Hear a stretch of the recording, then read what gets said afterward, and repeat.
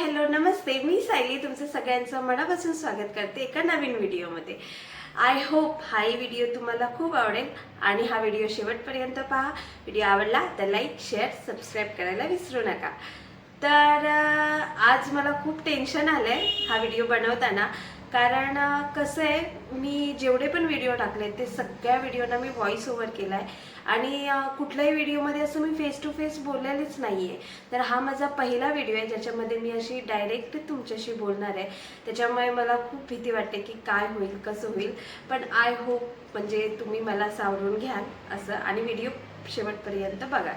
तर व्हिडिओचा टॉपिकच आहे जो मी म्हणजे तुम्ही थंबनेलला बघितलाय की मी पैसे वाचवले, कसे वाचवले घर खर्चातून, तेच मी तुम्हाला या व्हिडिओमध्ये सांगणार आहे।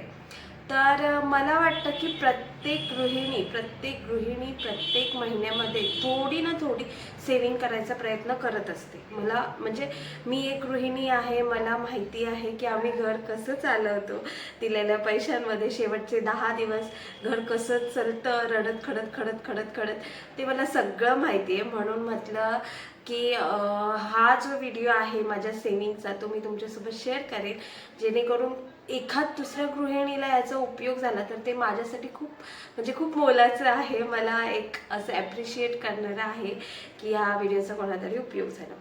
तर व्हिडिओ स्टार्ट करूया। तर व्हिडिओच्या स्टार्टिंगलाच मी तुम्हाला सांगते, आता कसं आहे, बहुतेक यूट्यूबर असं एक सस्पेन्स ठेवतात की मी म्हणजे पहिलं पेमेंट आलं तर एवढं आलं, त्याच्यानंतर मग ते शेवटला ठेवणार एकदम, म्हणजे तुम्ही पूर्ण व्हिडिओ पहा, त्याच्यानंतर शेवटला गेलात की मग तुम्हाला कळेल की किती पेमेंट आलं, किंवा काही सेविंग्स असतील तर त्या पण व्हिडिओच्या शेवटला। तर मी असं काही सस्पेन्स वगैरे ठेवणार नाही आहे, कारण एखाद्याची म्हणजे हे असतं ना, एखाद्याला असं व्हिडिओमध्ये लटकवून ठेवणं हे नाही बरोबर वाटत। म्हणून मग मी व्हिडिओच्या स्टार्टिंगलाच मी तुम्हाला सांगते की मी ह्या महिन्यामध्ये किती सेविंग केली आहे। तर ह्या महिन्यामध्ये मी सेव्ह केले 3,820 का 30 रुपये असं सेविंग केलं आहे। म्हणजे ते जाऊ दे, फक्त 3,800 एवढं लक्षात ठेवा। 3,800 रुपये मी सेव्ह केलेले आहेत आणि मी खूप खूप खूप खुश आहे, कारण मी जे एक गोल डिसाईड केलं होतं ना, तर ते मला अचीव झालं आहे आणि ह्याचा मला प्रचंड आनंद आहे, कारण मी ते गोल माझं अचीव केलं आहे। तर हे म्हणजे एक सांगण्याची गोष्ट की म्हणजे पहिलं तर मी तुम्हाला ह्याच्या पाठचा सगळा बॅकग्राऊंड सांगते की मी का डिसाईड केलं। मी गृहिणी आहे, पण मी 4 वर्ष संसार करते, माझ्या लग्नाला 4 वर्ष आले, पण मी कधीच पैसे सेव्हिंग करायचा विचार केला नाही, कारण तशी कधी वेळच आली नव्हती। ह्यांचा पगार यायचा प्रत्येक महिना, एकदम छान चालायचा, कसलं काही टेन्शन नसायचं। पण 19 नोव्हेंबरला माझी डिलेवरी झाली। 12 दिवसांनी माझ्या बाळाचं बारसं झालं। मला एक छान गोंडस बाळ आहे, तनिष नाव आहे त्याचं। तर 12 दिवसांनी माझ्या बाळाचं छान बारसं झालं। त्याच्यानंतर मग डिसेंबर महिना आला। डिसेंबर महिन्याच्या सुरुवातीला ह्यांचं पेमेंट झालं आणि डिसेंबर महिन्याचे शेवटचे 10 दिवस आमच्यासाठी खूप कठीण गेले, कारण की आमच्या आयुष्यात एक बाळ आलंय आणि बाळाचा खर्च असतो। म्हणजे आता ज्यांना नवीन बाळ किंवा इवन ज्यांची मुलं आहेत त्यांना माहिती आहे की मुलांचा महिन्याचा खर्च असतो। असं मी म्हणत नाहीये की त्यांचा एवढा खर्च तेवढा, आपली जबाबदारी आहे, आपण पालक आहोत, तर ती जबाबदारी आपल्याला पार पाडायलाच पाहिजे असं नाहीये। पण एक असतं ना की आपण 4 वर्ष जे आपण करत आलोय, जेवढ्या पैशामध्ये घर चालवत आलोय, तर अचानक एखादा खर्च वाढला तर मग ते आपलं पण बॅलन्स असं थोडं, आपलं पण ते टाइम टेबल असतं ते असं, म्हणजे बजेट असतं ते असं डगमगीत होतं। तर त्याच्यामध्ये झालं असं की माझं बाळ म्हणजे बारसा वगैरे झाला, डिसेंबर महिना आला, तर स्टार्टिंगला त्याचं वॅक्सिन होतं, वॅक्सिन झालं। त्याच्यानंतर एकदा त्याला ताप आला होता, आम्ही डॉक्टरकडे घेऊन गेलो। आम्ही प्रायव्हेटला होतो, तर त्यांची फाईल फक्त ठेवली की 500 रुपये त्यांची फी होते, तर डॉक्टर वगैरे केला। त्याच्यानंतर मग बाळाचे इतर खर्च आहेत, त्याचे डायपर, आता असं म्हणजे असं बोललं जातं की तू म्हणजे कमवा आणि बाळांच्या डायपरमध्ये घाला, तर असंच आहे ते। त्यांना माझ्या बाळाला तर दिवसाला 2 तरी मी जास्त नाही लावत त्याला डायपर। तर सगळ्यात मोठा खर्च त्याच्या डायपरचा खर्च, तरी मी त्याला डायपर जास्त यूज करत नाही। तो जेव्हा गाढ झोपतो तेव्हा 2-3 वेळेस, दिवसातून 2-3 वेळेस होतं, रात्रीचं एकदा, सकाळी अंघोळ केल्यानंतर तो झोपतो तेव्हा एकदा। तर तो खर्च म्हणजे असं भरपूर खर्च आहेत। लहान मूल असेल तर खर्च भयंकर आहेत. म्हणजे त्याचंच असं नाही, पण घरात पण खर्च भरपूर असतात. तर असंच झालं. मग डिसेंबर महिन्यामध्ये फर्स्ट टाईम मी 4 वर्ष संसार केला आहे, पण डिसेंबरमध्ये फर्स्ट टाईम मला असं जाणवलं की कुठेतरी आपण सेविंग केली पाहिजे. कारण आता आपण आई बाबा झालो आहोत, आपल्यावर एक जबाबदारी वाढलेली आहे. तर ती जबाबदारी आपल्याला व्यवस्थित पार पाडायची असेल तर कुठेतरी आपल्या खर्चांना रोख घातला पाहिजे. तर असं मी डिसेंबरमध्ये ठरवलं. आणि मग मी म्हणजे एक छान हे होतं, म्हणजे नवीन वर्ष सुरू होत होतं, नवीन वर्षाचा पहिला महिना होता. तर मग मी डिसेंबरच्या शेवटला ठरवलं की जानेवारीच्या महिन्याच्या शेवटपर्यंत आपण किमान 2,000 तरी वाचवायचे. माझं गोल खूप छोटं होतं, म्हणजे 2,000 तरी वाचवायचे. तर मग असं हे सगळं झालं होतं. मग मी जानेवारी स्टार्ट झाला आणि मग मी ते एक डोक्यामध्ये फिट बसवून ठेवलं होतं की आपल्याला पैसे वाचवायचे आहेत काही करून. ते कसेही वाचून दे, पण वाचून दे. हां, एक आहे, नवऱ्याच्या पॉकेटमध्ये काढायची नाही. हां, नवऱ्याच्या पॉकेटवर बायकोचा अधिकार असतो, पण त्याला सांगितल्याशिवाय नवऱ्याच्या पॉकेटमधले पैसे काढायचे नाही. आणि मी कधी केलेलं नाही आणि करणार पण नाही. पण मी छोट्या छोट्या गोष्टी स्वतःमध्ये बदल केले. त्याच्यानंतर घरी ज्या छोट्या छोट्या वस्तू लागतात ते म्हणजे त्याच्यामध्ये सेविंग्स केली. असं छोटे छोटे करून मी माझे 3,800 रुपये साठवलेत. आता मला माहिती आहे की ही काय एवढी मोठी रक्कम नाही आहे. तुम्ही म्हणाल की म्हणजे एवढी मोठी रक्कम नाही आहे तर काय, पण प्रत्येक गृहिणीसाठी ना 3,800 जाऊ दे, तिच्यासाठी 2,000 काय 500 रुपये जरी महिन्याला वाचले तर तिच्यासाठी खूप मोठे असतात. कारण मी गृहिणी आहे, मला माहिती आहे खर्च कसा असतो, घर कसं चालवायचं असतं. तर त्याच्यामुळे तिच्यासाठी नाही, 3,800 माझ्यासाठी तरी खूप मोठी रक्कम आहे. खूप म्हणजे खूप मोठी रक्कम आहे. तर फापट पसारा खूप झाला, इकडचं इकडचं. आता मेन मुद्द्याला हात घालते. तर मी पैसे कसे वाचवले. पहिलं तर सांगायची गोष्ट म्हणजे प्रत्येक महिन्यामध्ये काही ना काही प्रोग्राम असतो.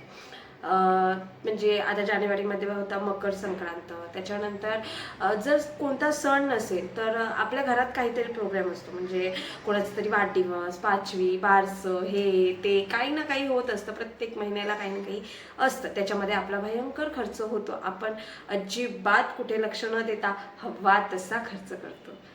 तर मी ते पहिलं माझ्या माइंडमध्ये सेट केलं की जानेवारी महिना आहे, मकर संक्रांत आहे, हळदी कुंकू आहे, तर आपण खर्च कमी करायचा, बेतात करायचा. जेवढं पाहिजे तेवढंच आणायचं, तेवढंच खर्च करायचं.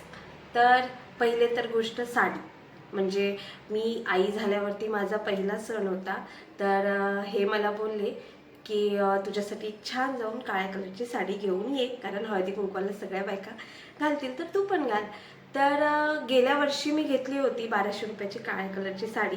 ती गेल्या वर्षी एकदाच घातली, त्याच्यानंतर ती तशीच कपाटात पडून आहे, ती अजिबात वापरलेली नाहीये. मग त्याच्यानंतर बाबू रडतोय वाटतं, 1 मिनिट आली. तर हा व्हिडिओ बनवेपर्यंत मला वाटतं 3-4 वेळेस सुटावा लागेल, कारण एवढा मोठा व्हिडिओ आहे. तर त्याच्यामुळे आणि तनी शूटला आहे, आई त्याला सांभाळते आहे, पण तो काय राहत नाही आहे. तर पटपट व्हिडिओ बनवून टाकते. तर मी कुठे होती, साडीवर. हां, साडी. आता कसं होतं, आपण एक साडी घेतो, एकदा घालतो आणि हा विचार करतो, दुसऱ्या वेळेस घालताना हा विचार करतो, अरे मी स्टेटसला टाकलं तर काय म्हणेल ती, काय तीच साडी परत घालते. अगं, तिने स्वतः काल काय घातलं होतं ते तिला आठवत नसेल, तर तुझ्या साडीचं तिला काय पडलेलं आहे, हिने कुठची साडी घातली होती, कुठची नाही, काय नाही. आणि 1 वर्षाचा फरक पडतो. गेल्या संक्रांतीला घातली होती, त्याच्यानंतर ती आत्ता घालणार आहे. त्याच्यामध्ये कोणाच्या लक्षात राहणार, गेल्या संक्रांतीला तू कुठची साडी घातली होती. तर मी हा विचार करायची नाही. मी पहिली सायली असती ना तर नवीन साडी नक्की घेतली असती. पण मग मी आता तर सेविंग करायची ठरवले. तर मी ठरवलं की मी या संक्रांतीला साडी घेणार नाही, त्याच्याऐवजी मी ते 1,000 रुपये सेव्ह करणार. कारण तुम्ही साधी साडी जरी घ्यायला गेलात तरी 700-800 रुपये लागतात. तर मग मी ते ठरवलं की मी ते साडी वगैरे काही घेणार नाही. तीच साडी गेल्या वर्षी जी कपाटात घडी करून ठेवलेली होती ती स्वच्छ धुतली, इस्त्री केली आणि तीच साडी हळदी कुंकूला घातली. तर त्याच्यानंतर मग ते एक मी सेविंग केलं. त्याच्यानंतर हळदी कुंकवाची वाणं. आता मी हळदी कुंकू घरी घातलं तर मला 2-2.5 डझन म्हणजे 30 वाणं तरी लागतातच. तर मी शेवटच्या गुरुवाराला द्यायला डिश आणल्या होत्या इथून खालून. तर मी तिथे गेली, त्या डिशची किंमत विचारली तर ती 30 रुपये किंमत सांगते. त्या काकांना कन्व्हिन्स केलं की मला 2.5 डझन वाणं पाहिजे. तर ते बोलले की 2.5 डझन न्या नाही तर 250 डझन न्या, तुम्हाला तीच किंमत भेटणार, एखादा रुपया मी कमी करेन. मग घरी आली. त्याच्यानंतर म्हटलं 30 प्रमाणे 1000 रुपये तरी होतात 30 वाणांचे. तर त्याच्यानंतर मग म्हटलं एवढं वाणांना कुठे 1000 रुपये घालणार. तर द्यायचं तर चांगलं होतं, कारण प्लास्टिकचं वगैरे दिलं तर त्या कुठेतरी टाकून ठेवणार, काय वापरणार नाही. तर म्हटलं स्टीलचं दिलं तर काहीतरी उपयोगाला होईल. तर मग त्याच्यानंतर मग आपलं सगळ्यात बेस्ट सोप ती आपलं यूट्यूब ओपन केला, सर्च केला की डोंबिवलीला स्वस्त भांडी कुठे भेटतात स्टीलची. तर डोंबिवलीला नाही, पण इकडे कल्याण साईडला भिवंडीला एक गोडाऊन आहे भांड्याचं, तिथे स्वस्त भांडी भेटतात. पण तिथे एक प्रॉब्लेम आहे की भांडी तुम्हाला किलोवर भेटतात, त्याच्यामुळे तुम्हाला 1 डझन 2 डझन 3 डझन अशी भांडी भेटणार नाही. मग त्याच्यानंतर मला क्लिक आला की आपल्या सोसायटीचं हळदी कुंकू आहे. तर सोसायटीची मीटिंग भरली होती हळदी कुंकूची, तेव्हा मी बोलली की असं असं आहे, तर आपण त्या गोडाऊनमधून भांडी आणूया का. तर ती लोक तयार झाली की आपण त्या गोडाऊनमध्ये जाऊन भांडी घेऊन येऊया. तर तिथे मग आम्हाला सोसायटीच्या हळदी कुंकूला थोडी म्हणजे 7-8 डझन तरी भांडी लागतातच. त्याच्यानंतर माझ्या भावाचं लग्न होतं ह्या महिन्यामध्ये, तर त्याला रिटर्न गिफ्ट्स द्यायचे होते. त्याला विचारलं की तुला म्हणजे ह्या डिशेस चालतील का रिटर्न गिफ्ट्स द्यायला, तुझ्या घ्यायच्या आहेत का. तर मग आम्ही आमच्यासोबत आणतो, कारण क्वांटिटी जास्त असेल ना मग ते जास्त पैसे कमी करणार हे मला माहिती होतं.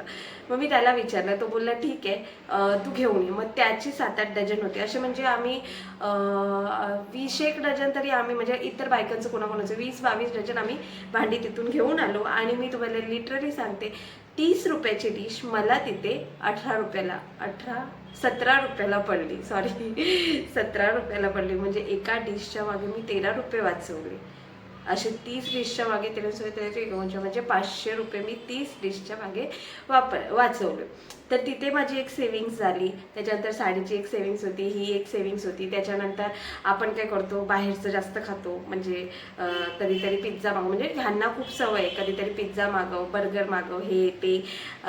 तर त्याच्यामुळे एकदा हे बोलले होते की आपण म्हणजे काहीतरी पिझ्झा वगैरे मागूया. तर मी यांना बोलले नको, त्याच्याऐवजी ते पैसे मला द्या, मी तुम्हाला घरी बनवून घालते. आणि मला म्हणजे व्यवस्थित जमतो पिझ्झा वगैरे बनवायला, आणि ओव्हन नाही आहे, तव्यावरती पण तुम्ही छान पिझ्झा बनवू शकता.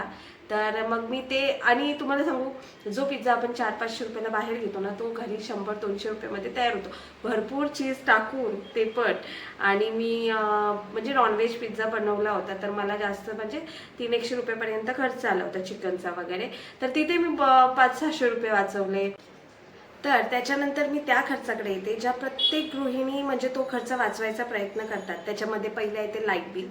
तर आमच्या इथे 1000-1200 रुपये लाईट बिल सहज येतं, कारण त्याच्यामध्ये आमचं एकतर मशीन आहे कपड्यांची, त्याच्यानंतर गिझर आहे, आणि सगळ्यात महत्त्वाचं म्हणजे आमच्या इथे खूप पाणी स्लो येतं. तर त्याच्यामुळे पाण्याचा पंप आहे, ज्याच्याकडून ती म्हणजे टाकीमध्ये पाणी जाईल.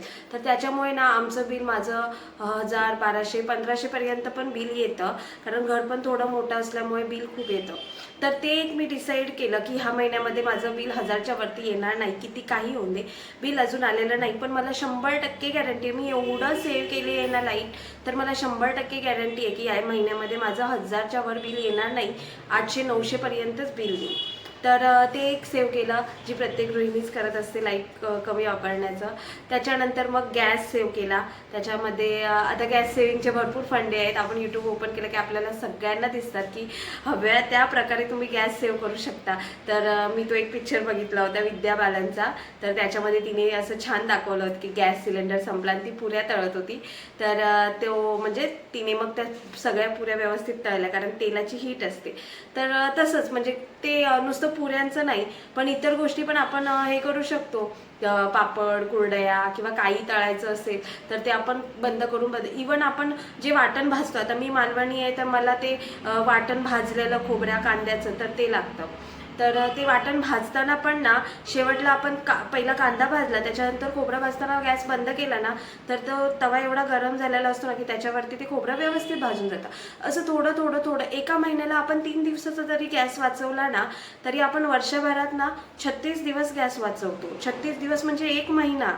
आणि आता 1 महिना म्हणजे 1 सिलेंडर, आणि आता 1 सिलेंडर घ्यायला गेलं तर आम्ही प्रायव्हेटला घेतो तर मला माहिती आहे की 1200 रुपये लागतात आता, आणि नॉर्मल जे सरकारचं आहे ते 900 काय 1000 रुपये आहे. म्हणजे 1000 रुपये आपण वर्षाला वाचवतोय, म्हणजे महिन्याला 100 रुपये, म्हणजे 100 रुपये म्हणजे तेवढे पण आपल्यासाठी खूप आहेत.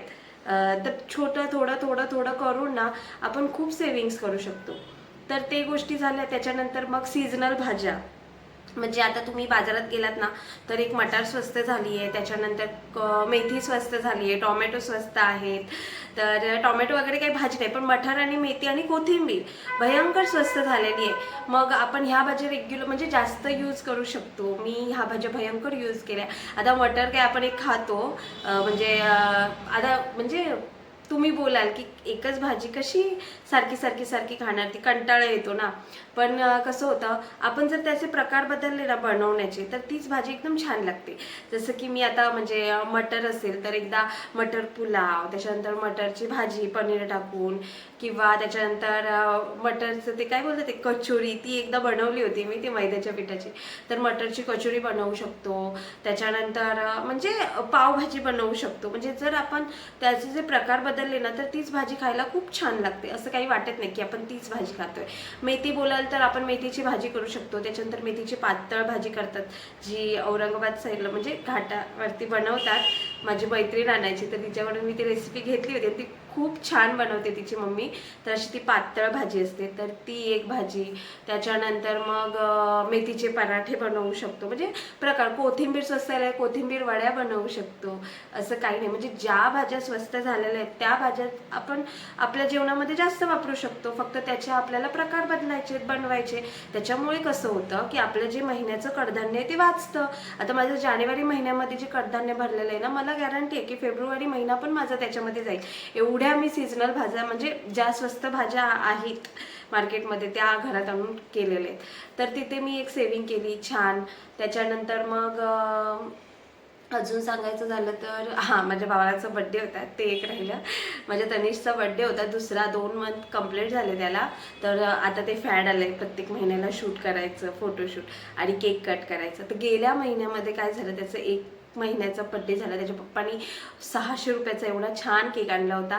त्याच्यातला अर्धा केक पण कोणी खाल्ला नाही, कारण मी तर काय गोड खात नाही, कारण वजन वाढत चाललेलं आहे. आणि आई पण नाही एवढी गोड खात, आणि तनिषचे बाबा तर मला आठवत नाही ते गोड चहा पण नाही पीत. तर त्याच्यामुळे तो केक ना तसाच होता पडून. तो 1-2 दिवस फ्रीजमध्ये तसाच पडून होता, इथे तिथे नाचवता. नंतर तो आईने कचऱ्यात फेकून दिला. तर ह्या महिन्यामध्ये मी तनिषच्या बाबांना स्पष्ट सांगितलं होतं की केक आणायचं नाही, पेस्ट्री आणायची. मग त्याच्यामुळे ते 500-600 रुपये आमचे वाचले, आणि 60 रुपयामध्ये मस्त पेस्ट्री आल्या, जे परत उठावं लागलं कारण त्यांनी सुटतोय. तर त्या पेस्ट्र्या म्हणजे मग आम्ही त्याच पेस्ट्र्या कट केल्या, मग तिथे थोडे पैसे वाचले. त्याच्यानंतर मग असं छोटे छोटे खर्च आहेत ज्या म्हणजे ज्याच्यामधून आपण भरपूर पैसे वाचवू शकतो.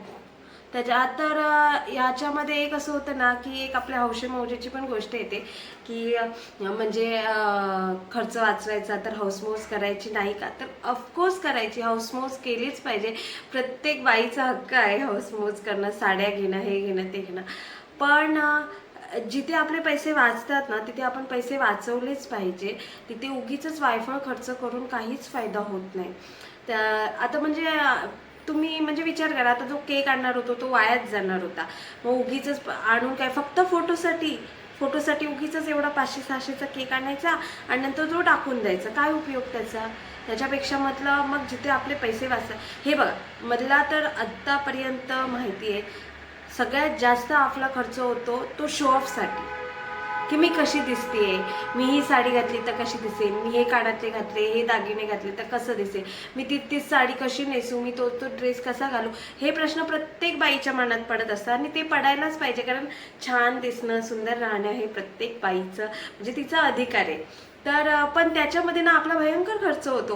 उगीच आपण साड्या घेतो, कपडे घेतो, ते 1-2दा घालतो, नंतर वर्ष ते कपाटामध्ये सडतात, त्याच्यानंतर त्यांना कस लागते, नंतर त्या पिशवीत भरायच्या आणि सुक्या कचऱ्यामध्ये टाकून द्यायचे, एवढंच असतं, बाकी काही नसतं.